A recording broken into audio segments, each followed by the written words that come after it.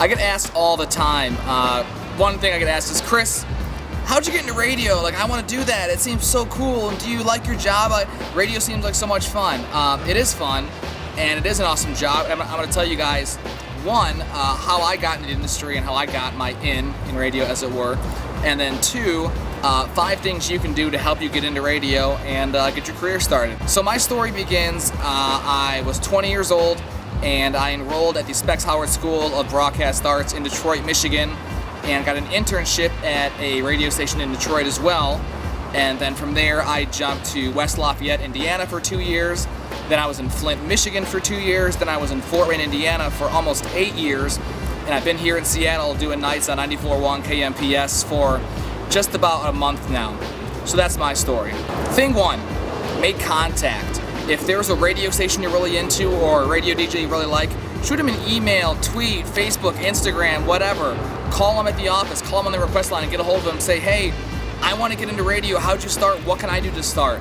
Anything you can do just to get an in with somebody is going to be a great start, and get an internship as soon as possible. Thing 2, be open-minded. If you're, let's say, a country person and there's an opening at a pop station, you say, oh God, well, I don't want to play Katy Perry all day, then honestly, you're probably not going to get very far in radio. You really got to broaden your mind as far as entertainment and music goes. Like for me, I'm a huge metalhead. Been a metalhead since I was like a kid, and I've worked at a hip-hop station, 3 pop station, a 90s station, and now at a country station, and I've loved all of them, and I've been successful because I've been willing to branch out. Thing 3, be willing to move, because no matter what's going to happen in radio, you're going to have to move somewhere to get a good job. Like I started in Detroit, I was all over the Midwest, now I'm on the West Coast, thousands of miles away from my family.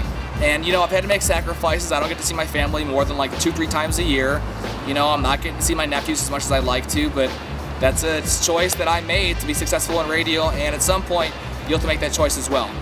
Thing 4 is work. You really gotta work. You don't want to be one of these guys in radio, and there's still some of these guys around, but a lot of them end up getting fired. Who say, oh, that's not my job, I don't want to do that, or all I do is the night show, so I don't want to come in early for a meeting, or help clean up the kitchen after this thing, or go drive this artist to the airport for this. You got to be willing to do anything and everything that it takes to get somewhere, so people recognize that you're a hard worker and there's someone that they want to have around on their team. And the final thing, thing 5, be ready to be poor.